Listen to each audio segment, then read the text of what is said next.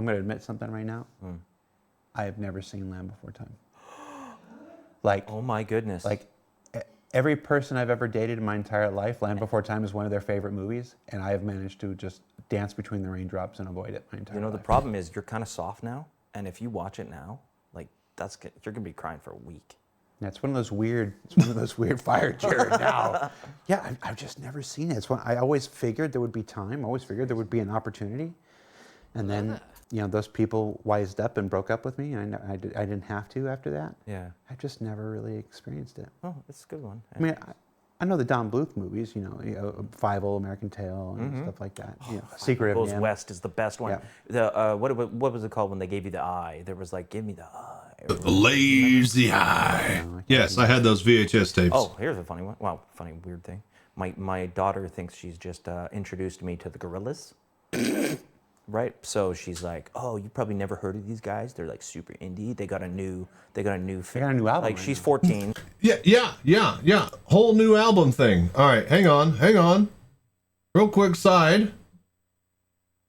Go watch it. The Gorillaz, the mountain, the moon cave, and the sad god. Full cell animation, hand drawn, like Jungle Book references. Oh my god, it's gonna be incredible. Just go watch it. Oh, you'll love it. All right, now. And so you can imagine how that goes. And I'm like, you don't know anything. There was a new music video actually. It's super cool. They did cells and everything. Like they did cell animation, 2D animation. It looks awesome. Super cool. They're on Great Saturday song. Night Live this weekend with Ryan Gosling. You're kidding? No. Oh, I didn't know that. Yeah. Well, maybe that's why it's all in the media. So of course now she sees it and she's like, you probably don't know about these guys, but.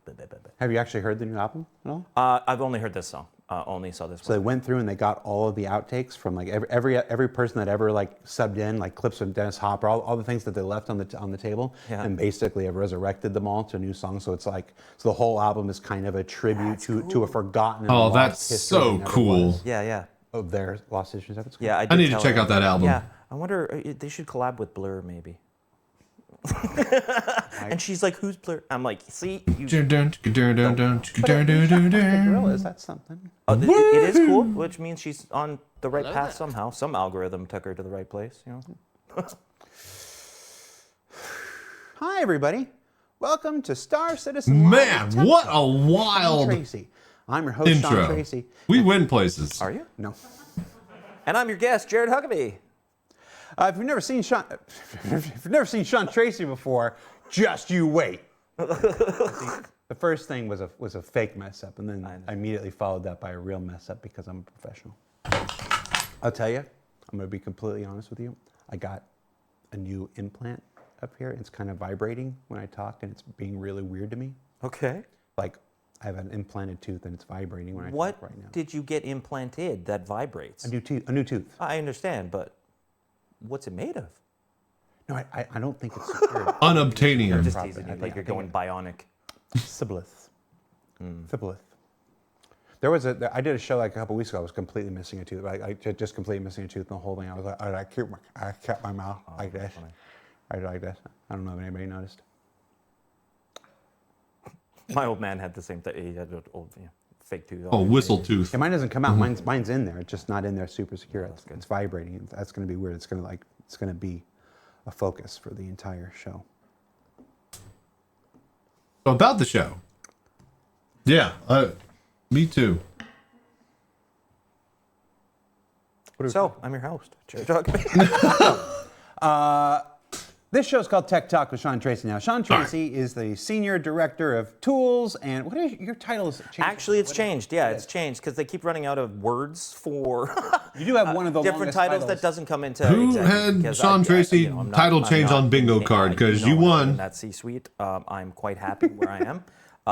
Just below it and helping out with the developers because I like working with dev. I like keeping my hands on stuff. So it's Managing Director of Technical Operations, which is a big, long title that just brings together tools, technology, animation technology, character technology. Hello there. Yeah, and all that. Chat's like, so the D suite. Yes, the D suite. Yikes. Welcome to the D suite. Yeah. But yeah, I mean, definitely not an executive. A lot of people think that I've been, but I'm not. Like that's. I promise I'm a nobody's ever developer thought like you were everybody else. executive. But I do have a lot of reports at this point. Yes, Yeah, there's a lot of the reports. tech pillar is a rather large pillar. It's gigantic, actually, and right now our core technology group (CTG) is split in two, with two of us at the top. So Benoit's over top of all, and then Marco and I split the two departments, so it doesn't end up being 200 onto one manager or whatever. It's the amount that is going on in this Sean engine. Tracy in the C-suite. Sweet, no, not in the C-suite. No, not yet. I mean, someday, right? Maybe Chris goes and Rich and I can take over, but we're not there yet. I wouldn't. We should probably finish some games first. Other people, maybe not. Maybe Not you. not me. Certainly Probably not just me. forever. Yeah, Certainly. I'm quite happy. Super happy.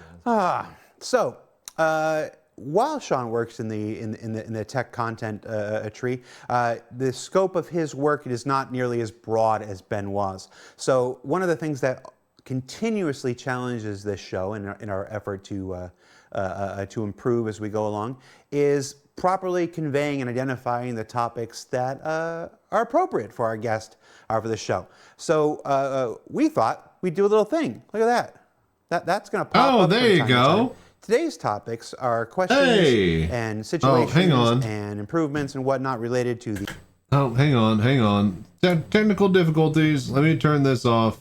All right, cool. Forgot that was doubling up.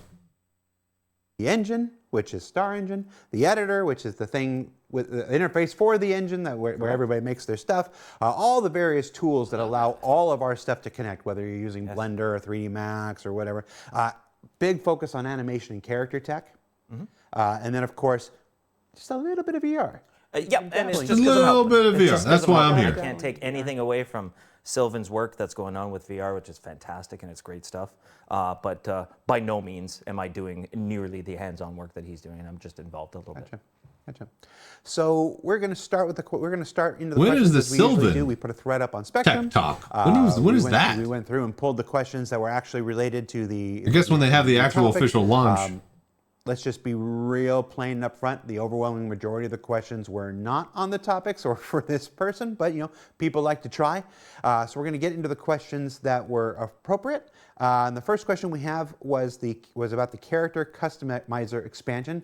This was actually about 8 different questions that we've all sort of combined into one here.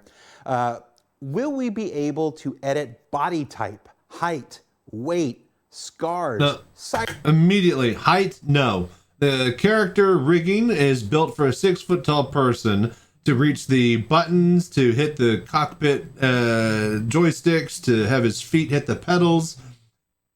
The armor is built for a 6-foot tall character.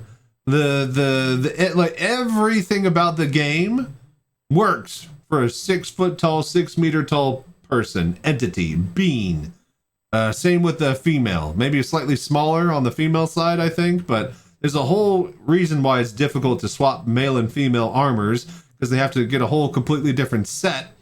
And sometimes the actual rigging doesn't line up properly because they're importing values from one to another. So I can immediately tell you, nah, on that. Cybernetics, image-based face creation, FOIP scan import. Talk to us about the Okay, FOIP scan import would be pretty cool. future of the character customizer. All right, so it's a great question, and all of the topics that they brought up there have been brought up by Chris. So the short answer is when? Wow. There's a lot of pieces to that. So one of the things that is coming sooner than it is later is scars, and we call it's the feature and the technology of it is blood, sweat, and tears is what we call it, right? So. Speaking of blood, sweat, and tears, remember when they showed off the blood in the CitizenCon demo? It had a nosebleed on that guy's character over the lake when the 2 ships crashed into each other, right? And exploded. But on the YouTube video, because I was there, I remember watching it live at freaking CitizenCon. The blood was gone. The YouTube video, they removed the blood. And it was just the sweat and tears physics, not the blood, sweat, and tears. So I'm assuming that someone said, because of China, they're not allowed to have blood in video games or something. I don't know, but I thought that was interesting. That always stood out to me because, in fact, I literally had a friend watching me watch the YouTube thing. It's like, yeah, watch. There's the blood. It's gonna drip down from the nose. Then the fucking camera pulls back. It's like, just hang on. Oh, wait a minute. Where's the fucking blood? So yeah, I remember the blood being a thing. So the characters can bleed, so they can sweat, so that they can cry. And what that does bring you is some decal support for the characters, and that's what's actually really critical to have scars and things like that.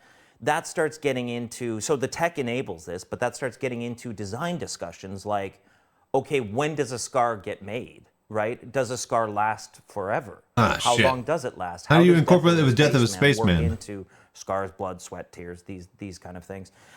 So I think there's a lot of great conversations to come for that, but it will be completely enabled. So we're going to be able to put a character in, just put the scar on them, looks great. But as far as that being a dynamic thing that happens when a player is playing, again, we've got to have design discussions to see exactly how that would work out, but the tech would absolutely allow it. That's So crazy. that's just on scars. The body question is a bit of a bigger question. And it's already been a mandate that Chris has put forward that he wants to be able to have custom bodies. Now, I'm not going to talk about the height adjustment because There's zero way he says that they can do height. It is impossible from the engine to do anything other than a 6-meter character. height adjustment is a different problem than is the, I call it thin fat variations. Okay. So, thin fat variations have been around for ages and ages and ages. And the old way of doing it is you literally have a thin one, you have a fat one, and you kind of blend in between all of them, right? As you guys know, we have a really, really sophisticated system in DNA within the face. What I'd like to develop and what we are beginning to develop now is DNA for the body. So DNA for the body would give us basically all the same abilities that we have within the face, giving a massive amount of ranges of body types that you can blend in between, depending on different controllers or whatever. Oh, people are going to make straight up goblin so that's dudes. where Chris wants to take this. Now, there's so many challenges, guys, because it's not just about doing the body. Like, I think a lot of people think about the customization, they see a guy standing there in an outfit, and they're like, cool, that should just work. I agree, but that amalgamation of a character is like 12 assets, all independent, right?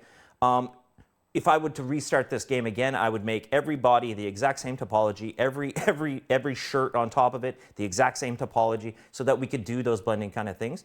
But that's why we've got to utilize something like DNA and a Raptiformer on top of it to be able to do that. But so you guys are aware, when we mark up a hair or we mark sunglasses, toques, or anything around the face, it takes some time. It's a lot like skinning. We have to mark up the vertices to say how much or how little do you move, how do you move, whether it's elastic, whether it's a rigid.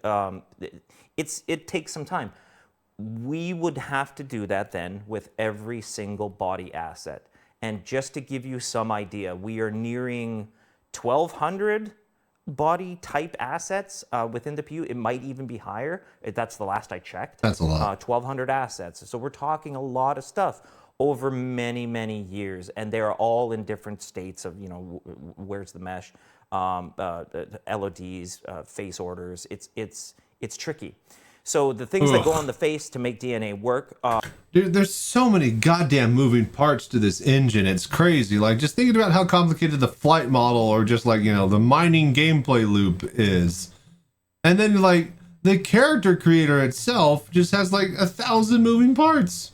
We know the vert order of every single one of those faces, and we know the vert order of the attachment, so we can move it. But if we have all these assets on top of a body, we don't know that. So basically, we have to make a Protoss body, like we have the Protoss head, which is the mass average. Then we have to mark up every single asset that would go on top of Anybody it else think StarCraft? to move appropriately within all those ranges. So it's just a lot of work. So I think the first step, but it's a question I think a little bit later. First step is going to be something like Starware, right? And then we need to be able to look at the body adjustment. It's a question a little bit later on as well. The other place that we are able to use this is on new types of bodies. What's up, Vess? And what do I How you mean doing? by new type of body? Well, I mean things like a quasi-grazer. I mean bodies like a worm. I mean bodies that don't have many attachments yet. We can start doing some stuff with those. So having, we like to call them DNA creatures. makes a lot of sense. But there's a ton of challenges. Ivo Herzeg has taken a huge look at it on our animation programming tech. Yeah, he's an awesome guy. I haven't talked to Evo in forever. Well, I talked to him yesterday. Well, there was a bug in his code, I thought. And he proved to me the whole time it was not a bug in his code. I think we just started. It's going to be at the end. But yeah, he's already looked into this, and we've started sort of the investigations into it. So that's body, and I realize this is a very long-winded answer, but that's a lot of questions in one. So we've gone over scars, we've gone over bodies. What was the other? Oh, Cybernetics. scanning. Oh, cybernetics. Cybernetics much easier. We actually have characters that use cybernetics already. There's something Battaglia within the PU, and there may or may not be some within Squadron as well that we've used that. So to do it on a character is pretty straightforward for us. It actually relies on the underpinnings of Starware to work really well. Because Starware will be able to adapt to different arms, different lengths of arms. There's a whole bunch of stuff that will come wiggling with those cloth attachments. tech that So folds I think over that's shortly the to come. body. There's no rig. tech stopping us now from the cybernetics of it. But the question then begets, can you take it off? What happens to FPS gameplay when you take your right arm off? Yeah. Right? There's some questions to be answered within. It could be just cosmetic, but that would not be a very Star Citizen approach. Yeah, but how Yeah. ridiculous would characters look running around the okay, yes, you can put a gun in your left hand, but right now all of our animations all very much expect that you're holding that weapon like this. So they're just running around like this. Like, come on, that's not really going to work out. Could we do it with NPCs? 100%, right? No problem. And I think you'll see a lot of that in the coming year for NPCs actually using that kind of stuff because it's there, and we do a lot. So So that is definitely have them in cybernetics. Squadron 42 on Image-based NPCs. That's what he's face- saying. Image-based face creation. Yeah, I mean, I love this conversation because, as you know, anybody that's followed the project for a long time has known that I'm really into the weirdy tech, like the FOIP tech, or trying to scan things. As they might be aware, I did all the scanning systems for Squadron 42 for all our head DNA. So this is near and dear to my heart because, of course, when we go sit down on a scanner, as you have, right, and we spent a good time, we got you to shave, which was I shave semi-regularly. yeah. It just usually comes back by the time we got the you show to goes. shave and scanned you up, and now we have a glory. Oh, I need to tell the community about this picture we have. You know, the dental dam. So, so we have a great image community, and maybe if you, I don't know, you're gonna have to make a Spectrum thread and really request this one. It is of Jared's teeth in a dental dam. He looks beautiful. I think it's great. I love the fact that we now have 8 directors who were very specifically selected. I have this as ammo in case, you know. Yeah, you don't just have. You're making this sound like it's some weird thing that I did for you. You have the entire for everybody. You have the entire development leadership. So when we scan ahead, we need to scan the teeth because we do give you the actual teeth of the character. Because if you put somebody, this is gonna sound weird. If you put somebody else's teeth in somebody else's mouth, it doesn't we look do right. give you the actual teeth of the character. Yes, we do. Yeah, absolutely. They can check in DNA. It always does it. It's cool. That's interesting, though. He brings So up we a have really Jared interesting with his point. poor dental dam in there, you know. Spray. Back when So- I still had the natural tooth and it hadn't been replaced yet. Oh, really? Yeah. Because you just did that. This yeah. just happened. Yeah, that was just a few months ago. So that's all fine and dandy, but we can't have people do that at home. Not the dental dam. You can do that for your own fun if you want, but in terms of scanning, nobody would want to do that. So there are ways to get the image projected out onto a character, but people have tried this before in games, and I reference a very specific project, NBA 2K15. Yep. Go ahead and Google it now. Oh, yeah. NBA 2K15 facial scan or face scan, or yeah, NBA 2K15 face, and you'll see the results, and they're very unfortunate. Those results. So if you're gonna do it, it needs to work super frickin' well. Hang on.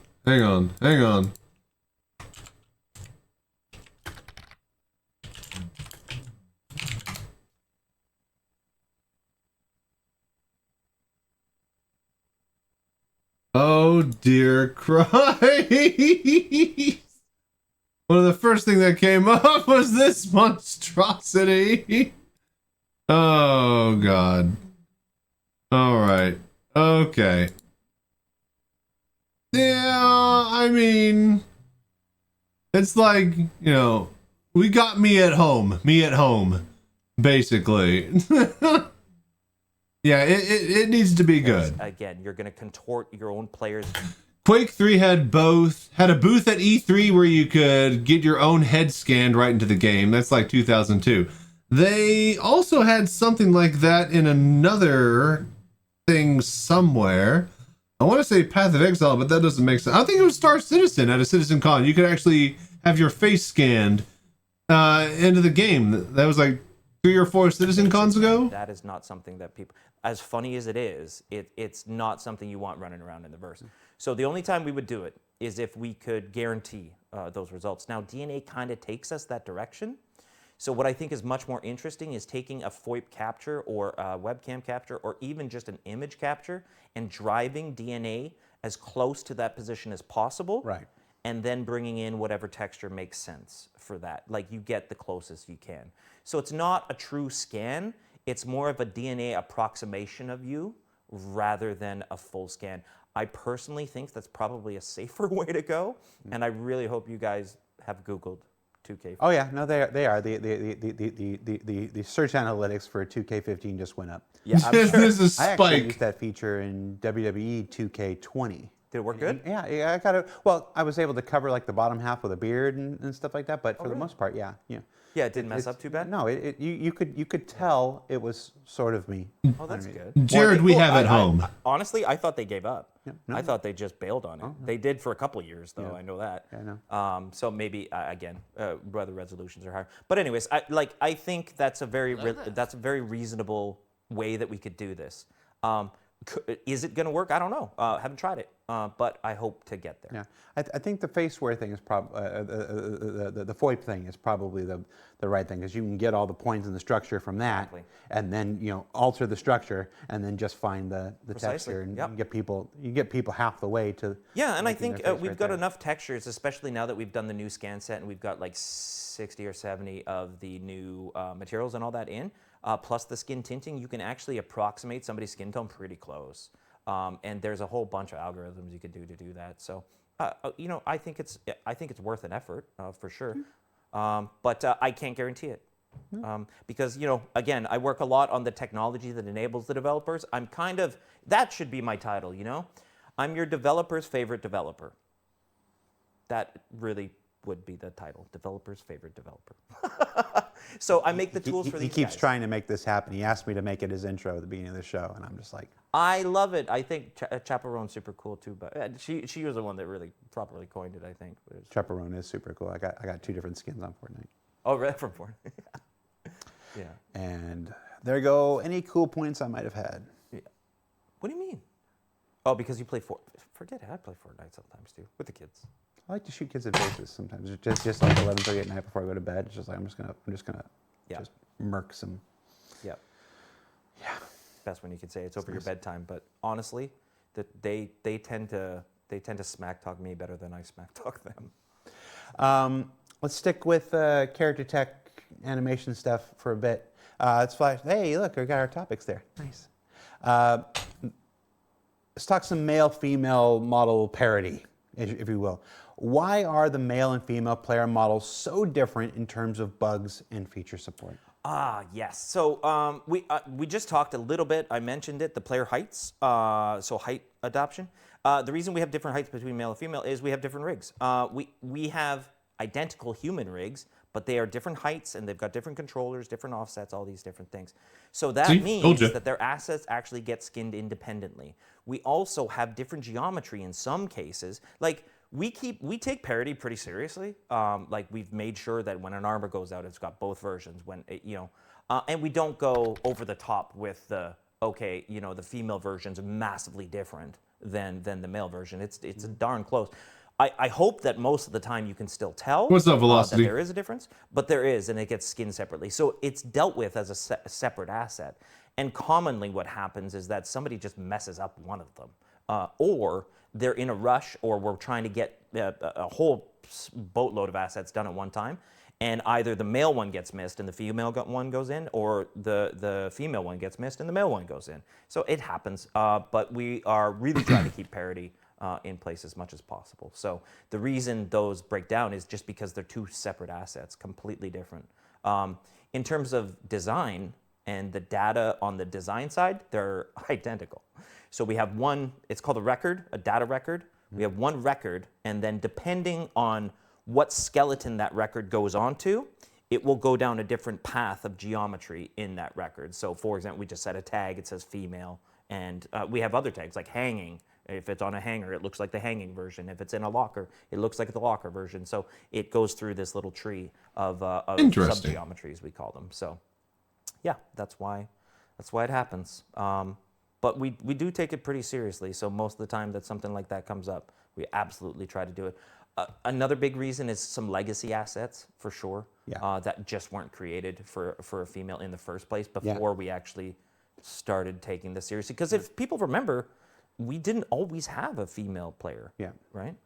Yeah, the team has been pretty good about this when it gets pointed out and brought up to. Obviously, there's a lot of, you mentioned how many assets there are in the game to track.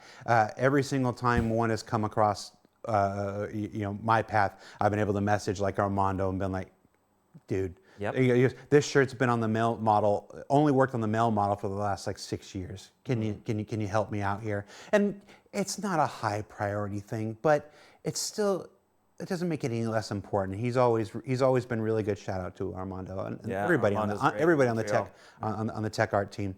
They always find a place to squeeze it in between tasks. Yes. And whenever they can. Yeah. You can't make the priority call above almost anything else, but there's always going to be those downtime moments 100%. Between tasks and whenever they can, they always squeeze it in. Yeah, and I get, not to use the dirty word, but tech debt, right? That is what it is. That's exactly it. That's unfortunately what you're seeing there is a bit of debt that's accrued because of decisions or priorities. Yep. Steambag, first time chatter in the Twitch chat, says, so glad these guys have a stages set with all the cool toys to show us instead of a fully functioning game. Hi Steambag, I don't make the game. I'm here. It doesn't slow down any aspect of game development. And for most of this cool stuff, this is my childhood lunchbox. This is the lunchbox I had when I was like 6. Actually, I was 4 when I had it, and I used to take it to primary school. There's no rust inside it. I've really taken care of it. Oh my! Somebody play with it. My thermos is upside down. Your house key's still in there, Yeah. But this stuff, to me, it doesn't slow down the game at all. It just helps communicate and helps educate. helps let people know what's going on. So, you wouldn't. That fucking lunchbox in that condition is worth some crazy fucking money, man. Let me tell you. Like, if that's an OG Return of the Jedi lunchbox. I did have I was the first person to add multiplayer to the Hangar module. Oh, really? Way back when, yeah. I got into a hyperfocus for like 4 days straight where I only slept like 8 hours. And I took the CryEngine SDK, I took the Hangar module at the time, like the first one, and I took a less than legal copy of Crysis 2. And I basically just was comparing everything like this, and I basically managed to put multiplayer back into the Hangar module because it's just. So you're why our Crysis bonuses were really small. And I packed it all up and I sent it to a guy in Australia, and we actually were able to log into each other's Hangar, and we had the first FPS match. We did a race. There's videos on YouTube and everything, but that's what I used to do before I worked. No, that's awesome. It's not coding though. It's just raw data management. I want to understand how this works, kind of thing.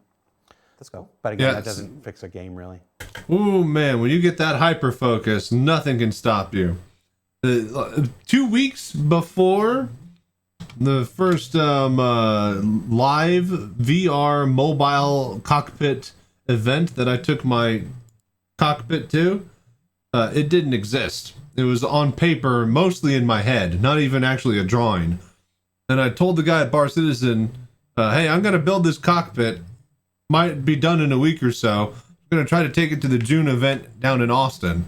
He was like, hell yeah, dude, if you could get that done, we'd love to have you. And yeah, that's about that time is when the hyper focus hit nice and hard for that week. Tools. How many tools would you say you've made, and how they accelerated development? Well, honestly, if you count how many tools I've made, it's not nearly as many as how many CTG has made, right? And we're easily hundreds and hundreds of different tools, scripts, because it's like, what's a tool, right? Is it an executable? Is it a Python script? Is it a Python script within Maya? Is it a Mel script in Maya? Is it Max script? We've got so many. TechArt has a whole bunch. We've got CTG tools. We've got engineering tools. We've got designer tools. We've got production tools. We've got, I've got my Frame.io to Jira tool recently. So there's honestly probably upwards of 1,000. I mean, but it's all going to, depending on what the function of that given tool is, because what it's designed to be, a tool here is to force multiply somebody, doing something. Whatever that may be. And a lot of times it's to good way to put it. Things up. That is probably how I spend most of my day, is trying to figure out how much faster a person can go if I made a process easier for them, if I put something in front of them that made a lot of sense. So a lot. And we've got entire teams dedicated to even different areas of the tools. Like just alone on the editor, right? We've got a team for the editor. It's not a gigantic team, but it's a very, very busy one that is maintaining, again, there's thousands of tools just in the editor. Maintaining the Python implementation in the editor, maintaining all the plugins within the editor, whether that's there are guys that don't even work on the game. They just work on upkeep for the tools that let the developers work on the game. Like, it's just, it's like an onion. It's just layers and layers. My head is so full of fuck. Character tool, whether that's a mannequin tool, whether that's the universe outliner, whether that's level design tools. So there's a whole bunch that happens there. So that's one team. Then we've got another team that works on kind of global tools. I call it, it's CTG Tools UK. They work on tools like, yeah, I know, right? It's like super uninventive. The cheekier names get confusing though. That's the only problem, right? So they work on kind of the global tools for all the developers. So this is anything outside the editor they tend to work on. So a good example is CopyBuild. When I got to this company, there was literally no way to download a build to your computer. You had to open up our Perforce, and I'm not sure everybody knows Perforce, but it's our source controlled repository management, and you would sync everything, like everything, and you would launch it. And I was like, crazy. So they then got a build system. Great. Okay, so now the thing runs through a build and it makes a little package, an artifact. And the best thing they had was just copy paste from network onto a local drive. Okay, so we have evolved obviously to honestly just as good as any other company that's out there in terms of our back-end build infrastructure and our distribution, which is what CopyBuild does. Yeah. So CopyBuild does the patching, does all this kind of work. So basically everybody runs CopyBuild. Yeah, we only got like one forward-facing interaction point. Hello and there. Only when they want us to see the drop-down menu of all the different builds. But if you're a developer, could you imagine how many different like A, B, C of the single same build that you're swapping between back and forth? That is going to be working on the game. Crazy. Almost everybody, anyways, runs CopyBuild as our build distribution. So they work on that. They also work on a very, very big tool called DataForge. And a lot of people will come on here and talk about DataCore or DataForge records or entity records or whatever. That is the tool that manages those. It's huge. There's a lot to it. There's a lot of data, and there's a lot of interfacing in that data that people do. So, I'm just rattling off a whole bunch of them, but that is what those guys work on, which is generally overall. Then we have, a newer team, a little bit newer, right? Montreal Tools. And Montreal Tools works on Starchitect, first of all. That's been discussed quite a bit, I think, especially with the new planets on the way. And that's going to be the way to propagate the locations out in a less manual way than we've been doing it, because it's the only way that we're going to be able to scale. But that is when things are going to ramp up like crazy. I was about to say, once they get that scaling through that tech, it's going to be. what they have. I mean, we just delivered 2 star systems in the same calendar year. Yeah. This is going to take us to the next. He's got a point. 2 star systems in the same calendar year is huge compared to the previous amount of work. Ad break. We're gonna let that tick down. I'm gonna get a snack, and then we're gonna go into the next path. BRB. All right, delicious. And a Triscuit, and some sausage, and some cheese. Is a Triscuit a cracker? Would you consider that a cracker? Is that classified? Next level. Exactly, and it's all part of Genesis, which is great. So they're working on that. They also work on some density profilers in the engine. We're also working on a system called Tiny Machine, which is a smart asset system. I don't want to get too into details on it, but smart assets are cool. It's basically as you move something around the environment, it actually has contextual awareness of where it's doing, what it's doing. Just a super simple example. It's a biscuit. Triscuit, a biscuit. Yes, that is correct. That's right. I do remember that. If I put a ladder up to a wall, it'll adjust to that wall depending on what that height is. So then that way, level designers, it's not like, oh, I need the 10-meter ladder, I need the 15-meter ladder, I need the 6. They just put a ladder there and it's tall enough and it works, right? Like that's kind of the idea with Tiny Machine. But it'll go much, much broader than that. So I think that'll append to Starchitect. But that's all kind of within its own wheelhouse. And then even beyond that, we have like online tools, online services tool team, the OST and the live tools team, which works on a tool in our backend called Bootstrapper, which is basically the way that we run our environment without having to send it up to AWS. So you can kind of run the environment locally now. It's getting harder and harder to do that because our universe is bigger and bigger. So trying to run those servers on just a local PC can take a lot of memory out of it. So if you're a developer and you're running Max, Maya, Editor, the client, and Bootstrap, it can kind of get a little heavy. But there's all sorts of things going on with that. So there's a bunch of different tool teams that are helping the developers make this game happen, basically. So yeah. When you put those when you put the self-adjusting ladder and stuff in, will they still yeet people out of their ship and across the galaxy? I hope not. But you know what that comes down to? And it is a thing that this fixes, is that comes down to different implementations. So like, okay, somebody made a ladder entity at some point 6 years ago. Now somebody made one 3 years ago. Now somebody made one 2 years ago. Wow. This one uses this one does. It unifies everything. So it just makes all of them are easy to play. So you just use this one. It's the only implementation that'll happen. And that way, when you fix stuff, it fixes it on everything and not just on, a couple of place ones. Jared is a 7-Up guy. Ew, Sprite for the win. Jared is a what they put in the fridge at work guy. That's what I am. I would say, since I'm living in the U.S. and I come out here very often, that the 7-Up Zero here, amazing. Yeah. In the U.S., absolute Trash. crap. Absolute trash. Absolute crap. I don't know why. And if that gets me in trouble, I hope not. Not like I'm getting sponsorship from them.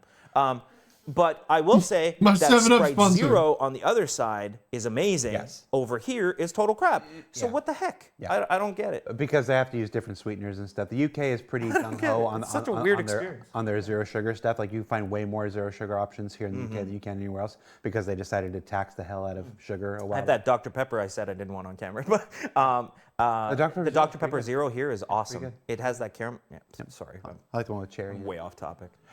I love Dr. Pepper. I'm way off topic. I'm a Dubliner myself. Anyways, yeah. So that's a lot of tools. A lot of tools get made, and again, a tool is just as much a process as it is a tool. Sometimes the best tools are just rejiggering somebody's process a little bit, and it can work things. I don't know. I think I'm looking at one of the best tools right now. What a tool. Cherry, Bottom third, baby. Cherry Pepsi Max is probably the single Oh, best. yeah? I haven't tried probably it the here. single Like best here? sugar. Yeah, the Okay, I Cherry Pepsi Max here in the UK at least. I got it. Cherry, vanilla, Dr. Pepper. That's, or just like straight up glass, cold bottle, Dublin, Imperial sugar, cane sugar Dr. Pepper. That's oof. That's the winning combo right there, baby. Probably one of the best, probably the best, the most elite of the zero sugar things. Plus, it's got caffeine still. All right, so we talked a little bit about Star Girth. What are we calling the thing? Girth? Tiny machine. No, the one where you adjust your torso. Oh, it just body DNA. I'm just trolling you. Ozempic. Let's talk. That's the other way. That's the other way. Star Let's Girth. talk about Starware. Had quite a few questions about Starware. We've name dropped it a few times, but not really an update. We've been talking about this for a while now. What can you tell us about where it's at? Yeah, we have a super rigid schedule now. And actually, I got involved just a couple weeks ago just to check in on it because, I'll be super open about what happened. We made all the content. Tech Art kind of did everything, but was lacking a bit of engineering support and a bit of design support to finish it off. Now, that's all been addressed. There's a strike team all back together. They've got a really, really good schedule. It's not long. I'm not going to say exactly when, as that'll be a roadmap or a Rich thing to talk about. He knows when it is, but it's within the year to get that out to the players. And a big part of it getting prioritized was the community asking for it. So got to thank the community for that. That was great. That they got this invisible undersuit by accident. Is what happened. And this invisible undersuit kind of gave them some of what Starware is meant to do. And people loved it. And of course they loved it. I was seeing jackets on armors on t-shirts and like awesome, cool, super cool. But I see people saying, oh, just give us back the undersuit. Like we don't want to half-ass the feature, right? Like let's not just half-ass it. Let's get the full Starware out there to you guys. So designs come in, engineering support's already in. I was about to say, so they're when? already working When? together. A small change happened once we got the designers involved. It was just splitting up. It was literally some really simple stuff, like splitting up the cuffs of the gloves, because the undersuit is like one suit, and we want to chop it into gloves now. So like, there's a couple pieces of it that required a little more content work. Yeah, I forgot. Like the undersuit has to have the fingers completely enveloped, encased, because it's zero-G flight stuff. So if you're walking around and you swap over to a jacket, yeah, it has to have actual gloves that can connect to a cufflink of some sort. Yeah, dude, every single little, like, oh yeah, just, have the character do this. It's like, but if they wear clothes in the undersuit, then what about hands? They look all stupid. Everything is just extra at all points across the board with this game. But it was only a month. That's why it's taken 12 years. So we're not talking the end of the world. Again, I'm not giving a month or two estimate on when it's coming out. In a month or two, he just said it. Before the end of the year. But yeah, the team's all back together, and we've got the right amount of support that needed to happen for Starware. I mean, you could have just left the invisible undersuit in until you were ready. Why do you hate fun? Well, why do you hate fun? Why do you hate fun, Sean? Well, I hate fun because it would give a false representation of what you could do. And if something that they could do with the invisible undersuit as a bug doesn't work in Starware, they're going to then want that back, right, within Starware, whatever that may be. And that might be a design-breaking thing. So I don't want to give false representation, I guess, towards it. Not false representation, false expectations of representation. So the expectation that it will be represented as such in the future. And yeah, I could see that's just he nipped that in the bud to put out fires that would eventually ignite. He didn't want to have to deal with that. So I respect it. But so it's clear. I think we've talked about it at Citizen. Armando had gone over it a little bit. So it does really go quite a long way in the customization of the thing. Yeah. And one other quick little mention about it that's going to be really nice is for players as well as for developers, is once we get those assets all separated in the Starware fashion, and a lot of this has to do with that DataForge record alignment and structure. Once we get all that, we can mark up those assets or set information on those assets so that our procedural systems can start using it properly. So, for example, if I know a T-shirt is green and it's cold, or sorry, if I know a T-shirt makes sense in a warm environment, I know sunglasses make sense in a warm environment, I know shorts make sense in a warm environment. If I'm spawning NPCs procedurally, they should probably have T-shirts or shorts or sunglasses or whatever. Or if it's sunny out, then I can just do something. right. You know, like Right it's now it's these kind of pieces of markup that'll get really interesting. Every NPC is a manual loadout. Kind of. It's a set of manual. A set of manual loadouts. Yeah, exactly. Yeah, so it's not truly. It's like we could have an NPC that has 10 different they're called loadout bundles. Right. It has 10 different outfits within the loadout bundles, and they will all kind of work together. But yeah, somebody's got to make those, which is crazy. Like, we don't have to do that. So it sounds like the answer is you're just a jerk. I think I hit that. Leafy Dan says, Jared, wipe the lenses of your glasses, please. Mom? Mom's got a new username. No, I got my hoodie. Creature Tech. How is Creature Tech coming along? New beasts this year? So I don't know about creatures this year necessarily, because right They now got the couple in. Like from the CTG Creatures, side, I work check. for both All right, projects, move so on. sometimes I It's don't even alpha. know which one is for what? So I don't know of new creatures for SC this year. There's just always a creature on the way in somewhere within the pipeline. Would we consider the Your Mom D a new creature, or is that just a variant of an already creature? I mean, it is different in that it shoots electricity and shit. Been a lot of the Yolandi had been the different Yormandi. Yorlandi. What am I saying? Your Mom D. Yorlandi is who we met at the. Never mind. So there's always some creature in the group. So creature tech-wise, I mean, we're in this state where we are, where it just works like a character. They're very similar.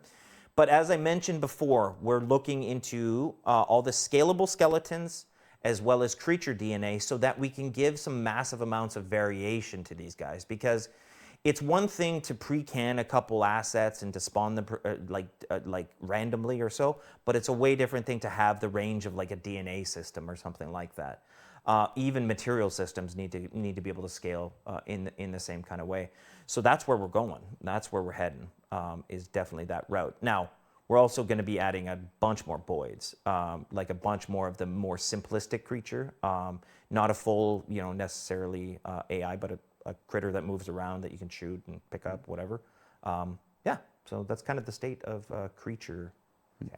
And I want to tack on to that answer. When Sean says he doesn't know, he's not being coy like, oh, I don't know if we're going to make it. He's saying he doesn't know. Yeah. He's not part of the scheduled content. Doesn't make the content plan for the year. He just works on the tech behind. He's just a big tool. When other people determine it's ready, and all the other aspects beyond his stuff, it makes it ready. That's when it goes in. And you often, come around going, oh, I didn't realize that went out. 100%. Yeah. Yeah, happens a bunch. Yeah, so he's not making a big picture kind of statement of cautious reservation. He's being quite literal. He doesn't know. Well, I know because no, yeah, exactly. Yeah. Destructible foliage, vegetation. Ooh. Can we chop down trees or run over vegetation like in the original CryEngine? So no, you can't right now.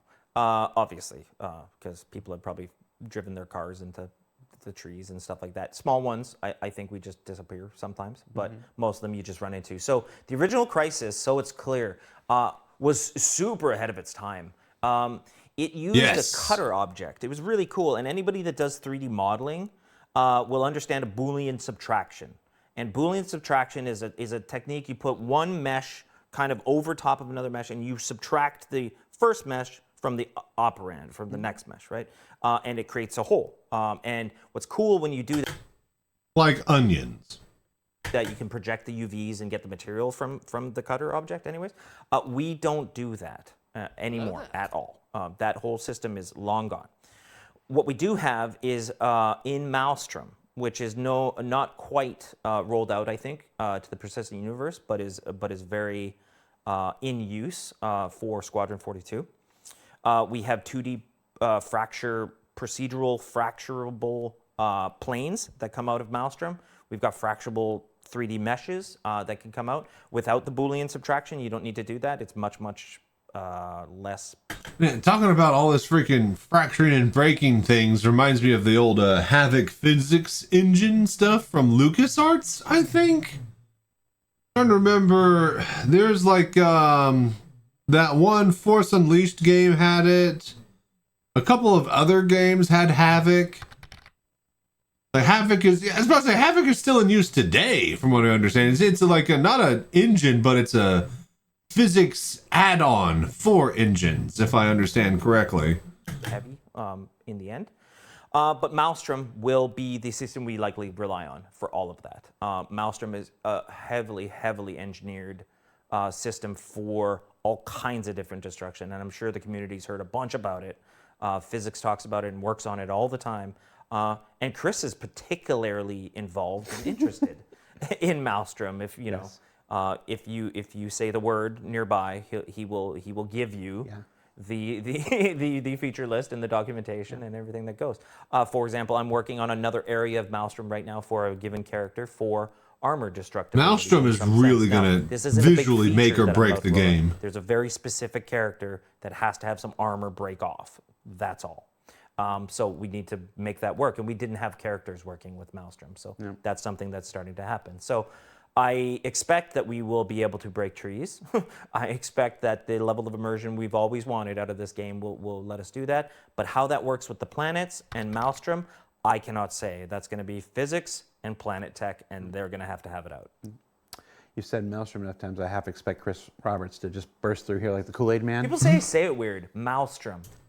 Isn't that Maelstrom. Maelstrom? Maelstrom. Maelstrom. No, Maelstrom. Maelstrom. Not Mal. Maelstrom. Maelstrom. Maelstrom. Maelstrom. I mean, you're Canadian. Yeah, I guess.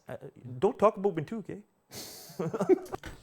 Imagine hitting a tree and it breaking down like an asteroid into parts. Yeah, I can imagine your ship's going down, you know, engines out, you're on fire, got struck by lightning, whatever, and just careening down into a valley, and just a big old skid mark, you know, leaving trees broken and dangling in your wake. But then I could see also people getting a capital ship and just literally rolling it across an entire fucking forest and just breaking all the trees because they can. So where's the line? Do they stay broken? Do they, you know, swap after a server reset? Does it take an hour for it to redo? Like, does old growth, you know, centuries old growth take like 20 seconds? Like, what's it gonna be? Talking about my 2K? Blue Minx. Hey, Buddy Hoser. Blue Minx says, then why does he even work at this company if he doesn't know? Maybe Jared should pick a random in streets to explain things. Because it's not his job, Blue Minx. To know the roadmap of Star Citizen? He's got so many other things that are actually his job. He focuses on the stuff that he actually matters and is important and necessary for him. You know, I could say, why don't you should know better. You've been in these chats long enough, man. You've been here in these chats. Yeah. What about watching you? these shows long enough that you know. I'm gonna suspect that that's a troll question, and you get to be timed out. Look, I just timed you out. You're timed out. Is that kick? That's a troll. Yeah. Is that a kick? Yeah. He knows better. He knows better, and they showed me how the buttons work. So. Oh dear. Censorship. They're giving him too much power. What about VR physical interaction? Hey, here we go, finally. Physics-based VR interaction, grabbing, lifting, throwing objects, NPCs, part of the long-term... Reach out and touch someone. I would say it's part of the long-term vision, but how we get there is a whole conversation happening right now. As the community is aware, VR is super new. Super new for us. It's just gone out in 4.5. So I don't know, man. I've been playing VR for a while. Especially with Star Citizen, I would have known if this were new. He's done a phenomenal job on his own to get that working. OpenXR, awesome, right? But no controller support, right? Mm-hmm. And it's like the first thing you want to do because already it's incredible when you go into it. It's I'll just talk about sitting in a cockpit is cool enough, right? You're sitting in the cockpit and your mouse and keyboard like this, right? But you see the character inside the cockpit is holding the joystick, holding the throttle, and you lean and stuff with the VR, and it sees you moving, and your character is moving inside and all of a sudden you're moving the mouse and departing the keyboard, and it doesn't feel right. You want to have controllers, or you want to have your own actual joysticks or whatnot. But the immersion it gives. So yeah, he was talking about having a HOTAS that mimics what your character is using in game, but also reaching and with your character's hand grabbing the joystick and putting your hand on the throttle, like with your touch VR controllers. And if you're doing that with your, I've been used to doing it with mouse and keyboard like this for a long time, so I don't know what he's talking about, but I will say that if they do add touch controls to it, this is just going to be wild. Gives you, and the things you notice that you don't notice when you're just playing on a screen versus you noticing it in VR, it begs the need Yes. to grab it, to interact with it, to see hands, to move it around. Now, technology-wise, I mean, it's not an impossibly hard problem, and it's kind of solved in some cases, in some games. There's a great VR game. It's not that obscure. I mean, a lot of people know it that are into VR. Boneworks. Yeah. Boneworks has come. Boneworks literally forced Valve to stop, hold, and delay the release of Half-Life Alyx so that they can get and copy this type of motion control system.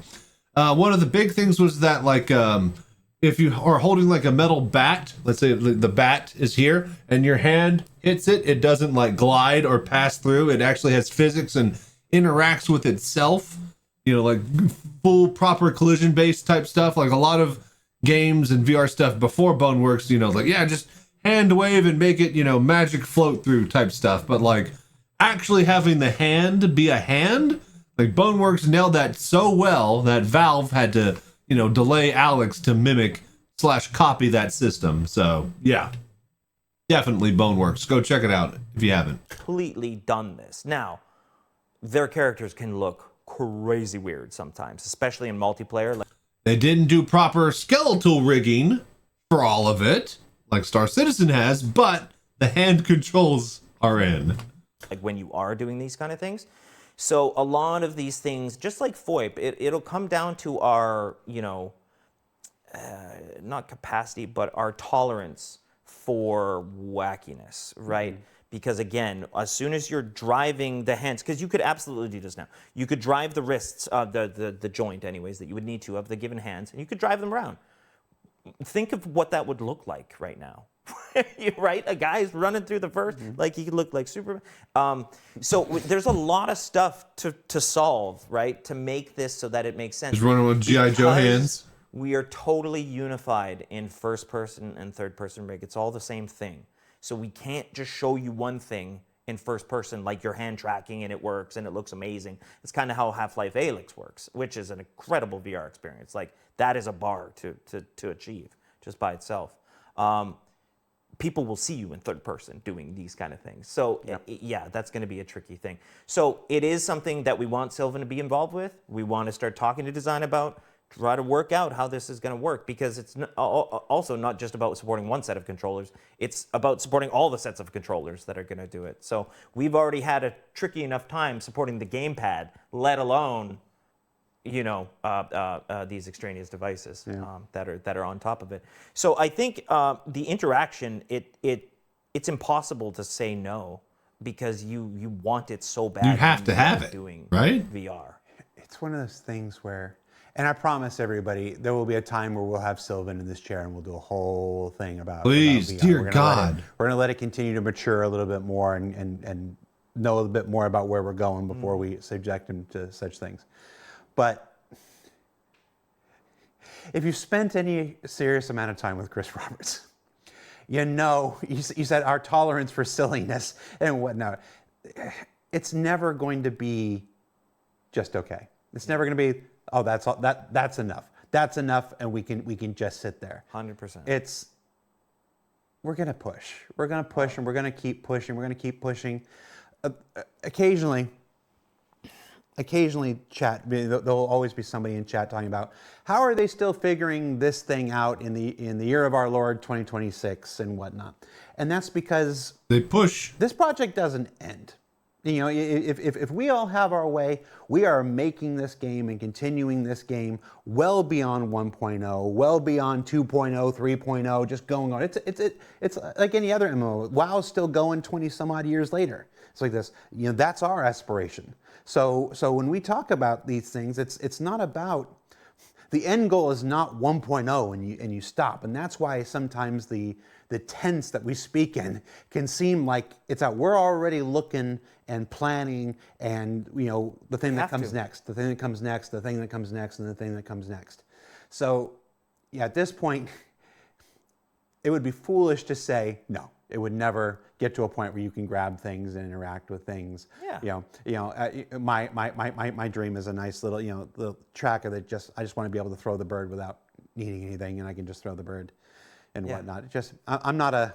But think about it. We have diegetic screens. We have diegetic UI. We have the cockpit. So, like, of course. It's there. It's all there. At some point. But when, who, what? We didn't even have we don't have a VR team, right? Yeah. So, the timings and details I just can't give. We don't even have a VR team. Squadron. Chris Roberts, like 2 weeks ago in Australia, we're going to release Squadron 42 with full VR support on launch day. Okay. But to your point, which is so good, that we have to look that far ahead because we have to make decisions now that we don't regret later. It's happened a lot, right? Right? Where we go, no. 1.0 is just going to be this. So we're going to do this. We're going to do this. We're going to do this. It's going to be great. And then that changes. And we're like, shit, now I'm wrong. I say it this way internally sometimes to people. You will eventually be made to be wrong, right? At some point. Just try to project yourself as far as you can so you're not. What's wrong? Did I just reveal something that was like some... nothing. No. Nothing that's nothing that's been a secret on this show. It's just the number of times over the years. You've been here 14, 13? 13. Yeah, 13. Well, I've been here, just under. I've been here 11, going on 12 at this point. It's the number of times we've hit something because of a bad decision that was made 2 years, 3 years, 4 years, 5 years. And it was made back then with the best of intentions. Absolutely. It was made back then with all of the knowledge and experience and foresight that we could have had back then. 100%. And then you just go, oh, well, we didn't know anything. Either accept that or we can rework the inventory for the third time or the fourth time. And we don't accept it. Yeah, that's where we end up. If we can make something better, we're going to make something better. Sure. And we're not going to sell it short. That's what Chris says. I'm with him. I get it.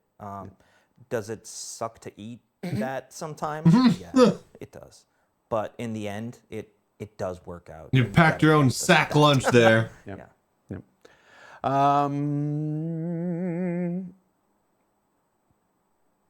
We haven't had many animation questions. Let's find an animation question. Sure. Can you add random blinking, eyebrow movement, body shifts when FOIP isn't active? Yes, totally. We have a facial idle. We have a facial idle animation, but I agree. It's not as animated as it should be. I think it's a little too idle. Not meaning like it needs to talk and do all the, but yeah, blinks, a little bit of saccades. A lot of times you do those separately, like you almost just put them in as procedural. So like you got eye saccades going on, you got blinks going on. I think that makes a lot of sense, and actually it's something for facial animation. But so it's clear, I know facial animation is spending the lion's share of their time right now wrapping up Squadron. So pretty sure we can get something out of them. Wrapping I'll mention it to Steve. up. I'm sure he'll like those words. At some point. What also happens though, unfortunately, is that sometimes that facial scope of the mannequin animation breaks in certain contexts. So you might be, I don't know, it might break after wearing this helmet and changing this armor and doing this thing, and something breaks that context, and now their face is just dead the whole time. So, if they're seeing that, that's a problem. There should be an idle all the time, and on everybody else. And if they're not seeing it, that's a culling problem, which is something else. But so yeah, we absolutely can add that. You mentioned the blood, sweat, and tears thing earlier. Yeah. I remember we did that Star Engine trailer. Yay! Trailer. It's 25-minute single The fly-through. I don't know what that was, 125-minute uninterrupted your tour of Spline. every Star Engine, and of all the tremendous features, of all the various aspects, the last thing that we end on. The blood. Crying. No, the blood. I know. I hated that. I hated that. I thought it was such a, yeah. No, the one of those blood. I didn't like that. It's one of those things where you're so close to it when you're making it. Like there were so many hours. There were so many. We were so close to it that it never It wasn't until I'm in the audience, run the show backstage. I'm like, okay, there's 25 minutes where nothing, and Was he crying? He wasn't crying. He was bleeding. It was bleeding. It was bleeding. It was the nosebleed. Right. It was wasn't crying. It was. It was the nosebleed in the live, and the YouTube one was edited and changed to crying and sweating. Like, why? I love that because it was a weird dripping. It didn't just like bleed as an animation. It dynamically dripped and then pooled and then fell down his lip. It was some crazy tech. I really wanted to see more of that. And then no, never see it again. I'm like, okay, I have a break from calling the show, so I take up and I go up and I want to watch this with the people and whatever. And it wasn't until it was live, and I've seen this thing 100 times. Yeah, bro. And the last thing is the nosebleed, and I'm like.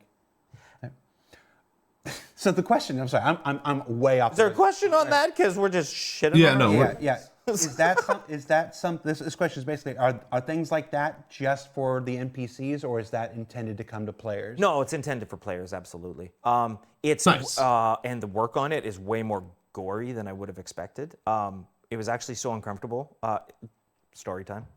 Yay. We were doing a little bit of work on that system before. I had shown. This is gonna be like a freaking Akira Kurosawa and like the blood pump thing with the samurai, like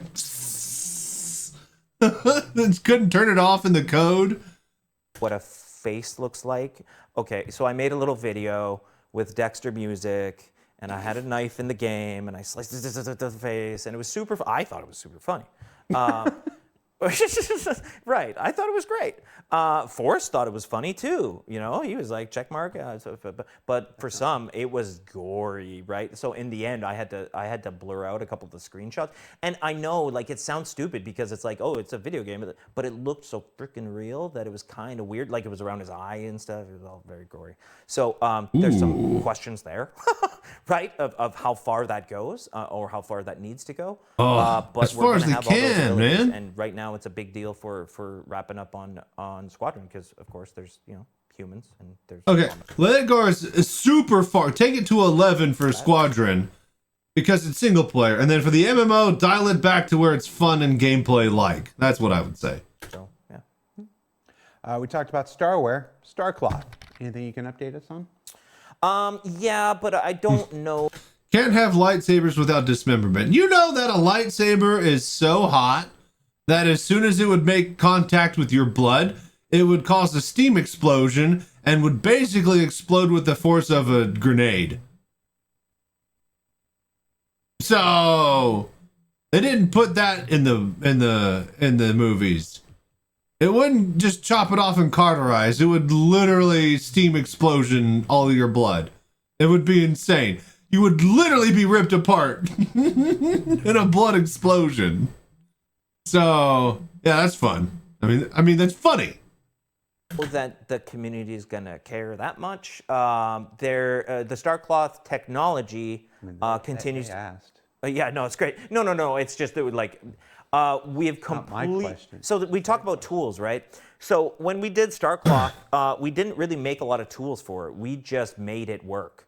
So I could have I marked it up in Maya. We could export it. It was super easy to say. But to really start polishing some of the issues that we had with different sections of it, especially within Squadron, but also within the PU, to really polish some of the outfits that we need to start making, like ponchos over armor and things like that.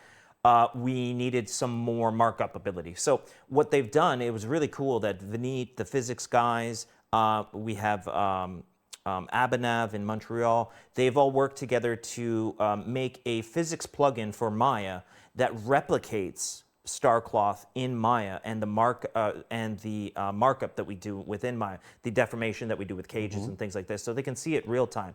So what this does is just amps up the quality of the data that we actually get out of it, and it's so much better. Because yes, we would go in the engine, but if I could show you, like I never did show the tools that we were using to paint in the engine. They were very basic. We have a system called Image GUI that has this very, very debug GUI. And the physics guys had made a quick tool so that we could just kind of broad stroke it, but you couldn't do anything sophisticated with it.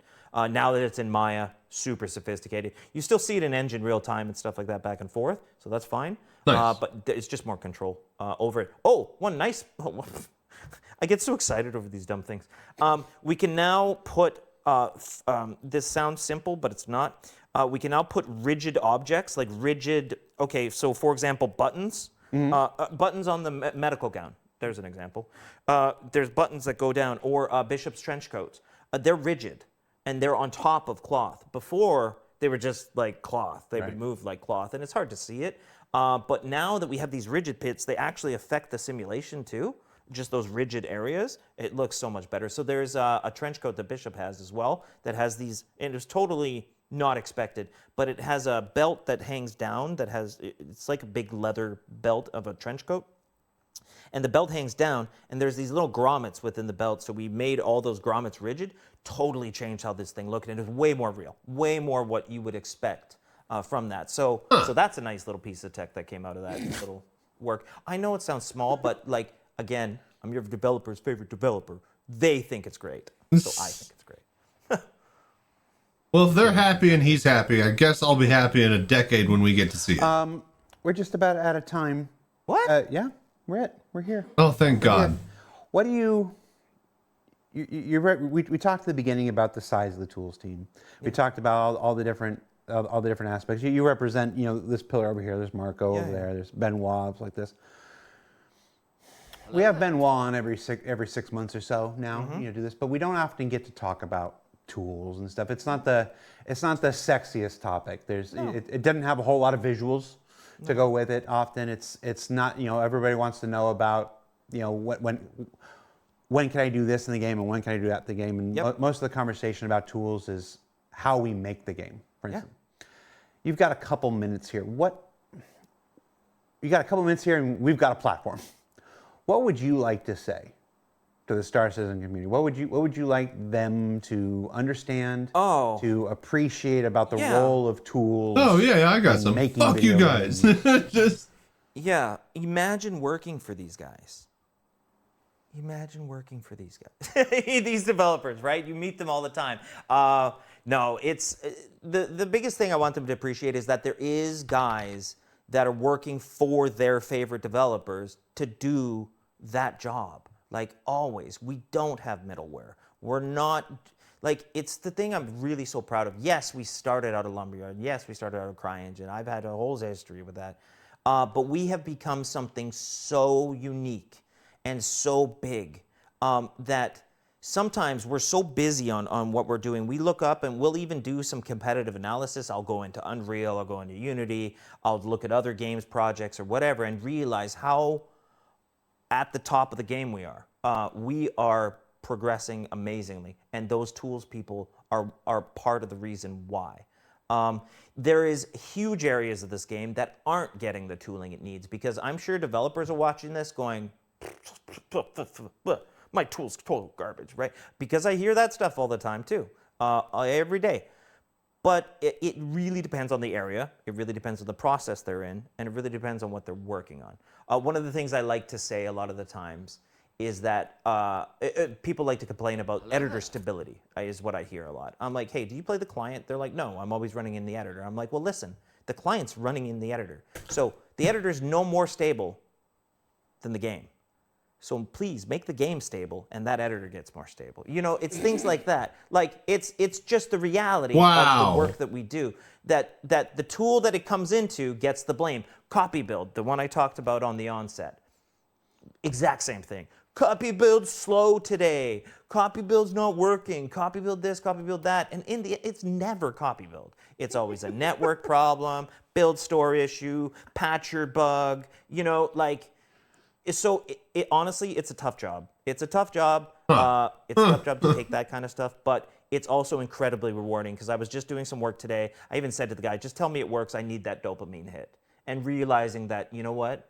Just in satisfying sometimes the request and need of a developer, honestly gives me a sense of pride and joy and reward. So, you know, it's a great job to have, but it also can be tough on the same token. So, Well, All right. Sean Tracy, make your game stable 2026. yeah, yeah. That's it for the show, everybody. Thanks for watching. That's Sean Tracy, our Managing Director of Technical Operations and whatnot. I'm Jared Huckabee. We've got a show next week. I don't actually know what it is. My producer's over there. She's been waiting to find out what next week's show is. Some shows like this one are booked months in advance based on travel and stuff like this. And some shows like next week, I forget about until like the week before, and I'll spend most of tomorrow frantically trying to fill it with something. I also did say that I would show you guys this. This is this jacket, this cool like windbreaker style jacket. It's Vanduli. The reason I said that I would show it to you guys because it's on the store is actually it's cool. They didn't get me one that was my size, so I can't wear it. I was like, oh, I'm like, this is really cool. I definitely want one too. I'm gonna wear it, and then it doesn't fit. Nice, but it's pretty nice as far as the clothes that we've sold over the years. You know, I'm not gonna. I've never lied to you guys. I won't. Some of it's been a mixed bag. Some things are better than others and stuff like this. You know, you get trouble with manufacturing and stuff like this. This is actually pretty nice. So if you were ever on the fence about it and you don't mind, you know, walking around like a Vandal thing, I think it's pretty good. It's very comfortable. I am going to ask for one that's actually in my size and wear it because it's pretty comfortable. And that is why I got the bomber jacket. I'm fine. I'm not a fan of windbreakers either way. All right, we did it. Anyway, thanks for watching, everybody. Are we rating somebody? Probably, maybe not. Thanks for watching. I'm Jared. He doesn't Sean. even know. This has been Star Citizen Live. We'll probably see you next week, everybody. If not, we'll see you the week after that. Bye. All right, there you go. Thanks for watching. And if you guys are watching at YouTube, thank you for doing the voodoo that you do. So yeah, lots to think about there. And it just goes to show that every time, like, there's that space trucking game, right? Which focuses on just space trucking and delivery. They could make an entire game.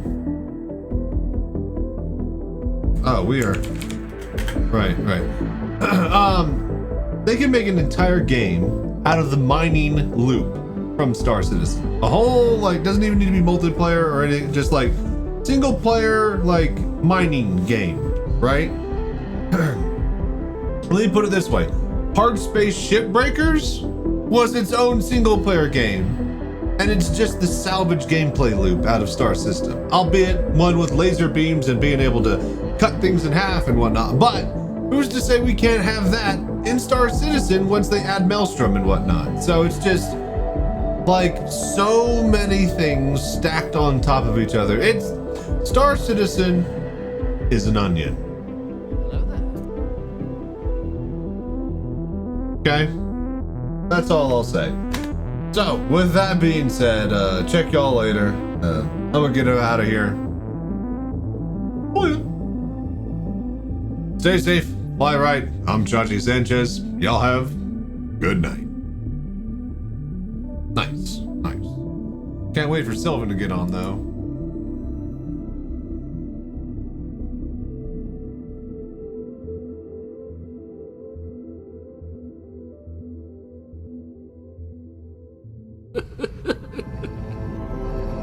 It is pointless to resist, my son.